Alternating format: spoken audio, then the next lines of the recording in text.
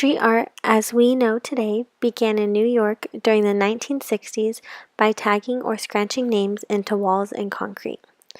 The stencil graffiti subculture that's been around since the 70s has evolved to the freestyle graffiti seen in the New York City subways and streets today. With social turmoil ruling the United States in the 1960s, many artists were showing their distaste by making graffiti art. After graffiti art got its start in the 1960s, many works done by various graffiti artists in the 70s and 80s began to inspire people like Keith Haring, who did chalk art in New York City subways before he rose to prominence in the art world.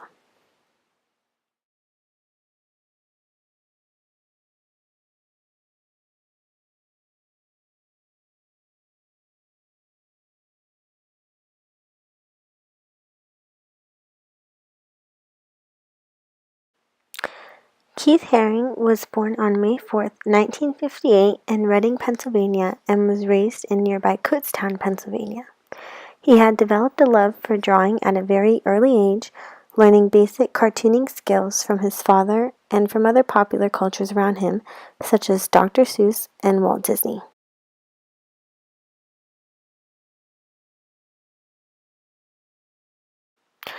When he graduated from high school in 1976, Haring had enrolled in the Ivy School of Professional Art in Pittsburgh, which was a commercial arts school.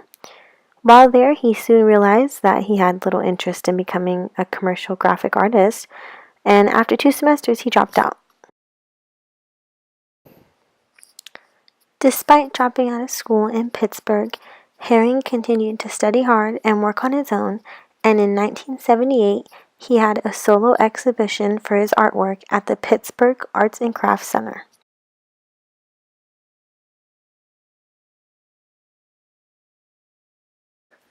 Arguably, Keith Haring's most iconic piece of art is his Crack is Whack mural located in New York City right next to the passing cars on Harlem River Drive.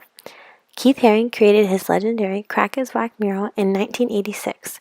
This mural was originally an illegal piece of street art for which he was apparently fined, but after seeing people's support for the piece, it was very quickly put under the protection of the City Department of Parks, due to the status of Keith Haring in the art world. Unlike his chalk art, the medium used in this mural was paint on either side of a handball wall.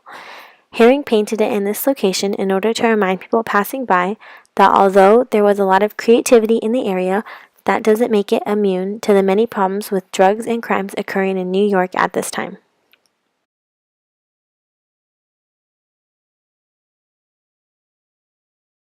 Haring, being openly gay, has used his art to benefit gay causes.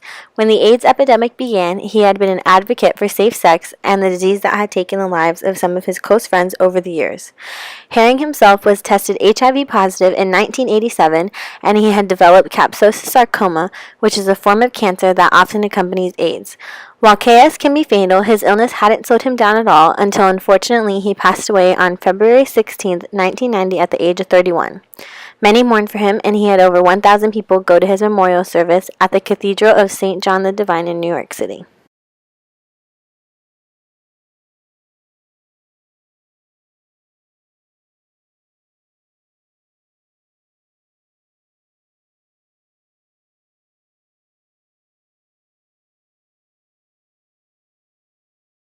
Despite his passing, Keith Haring's art is still just as popular as it was during his prime, and with brands such as Obey, Grilled, and Hypebeast continuing to make clothes with his designs on it, this allows his legacy to continue and live on and inspire many more artists that will come after him.